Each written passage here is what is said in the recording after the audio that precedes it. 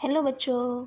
हमने शुरू किया था क्लास 12th बायोलॉजी का chapter 4 that is principle of inheritance and variation. आज हम उसमें पढ़ेंगे को डोमिनेंस के बारे में। हमने अभी तक इनकम्प्लीट डोमिनेंस के बारे में पढ़ा था।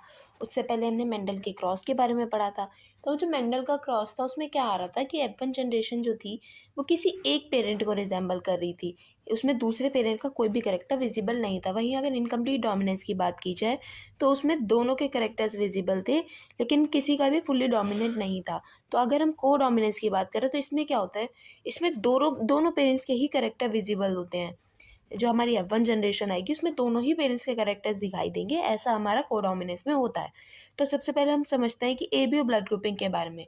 आप लोगों को पता होगा, लोगों को ब्लड ग्रुप्स जैसे चेक किए जाते हैं उसको हम ABO ब्लड ग्रुपिंग कहते हैं।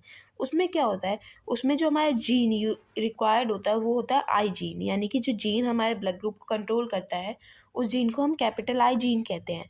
अब ये जो आई जीन होता है इसकी जो रेड ब्लड सेल्स होती हैं, इसकी जो प्लाज्मा मेम्ब्रेन होती है उसके कुछ शुगर पॉलीमर पाया जाता है जो कि उसके सरफेस पे पाया जाता है। अब ये जो शुगर है यही कंट्रोल करती है हमारा जो ब्लड ग्रुप है उसको।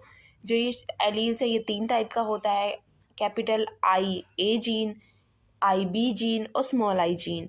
तो अब इनमें से जो ये एलील्स हैं इनका कॉम्बिनेशन ही डिटरमाइन करता है कि ब्लड ग्रुप क्या होगा। अगर कैपिटल आई ए होगा उसके साथ में स्मॉल आई होगा तो ब्लड ग्रुप जो होगा वो ए होगा।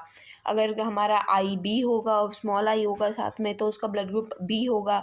वहीं अगर दोनों capital I A plus capital I B genes आपस में साथ में आ जाते हैं तो जो ब्लड ग्रुप होता है वो ए बी हो जाता है। अब इससे क्या होगा कि इसमें दोनों जो पेरेंट्स हैं उनका ब्लड ग्रुप डोमिनेट होगा, जिससे क्या हो गया कि दोनों पेरेंट्स का जो ब्लड ग्रुप है वो एक्सप्रेस किया जा रहा है हमारी F1 जनरेशन में ही। तो इसको हम को डोमिनेंस कहते हैं।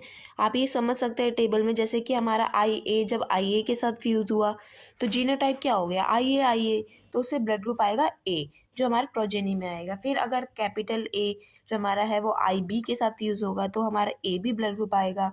आई ए हमारा स्मॉल आई के साथ फ्यूज़ होगा तो ए ब्लड ग्रुप आएगा। आई बी हमारा आई ए के साथ यूज़ होगा तो भी ए बी आएगा। आई बी हमारा आई बी के साथ होगा तो भी आई बी आएगा, यानी कि बी ब्लड ग्रुप आएगा।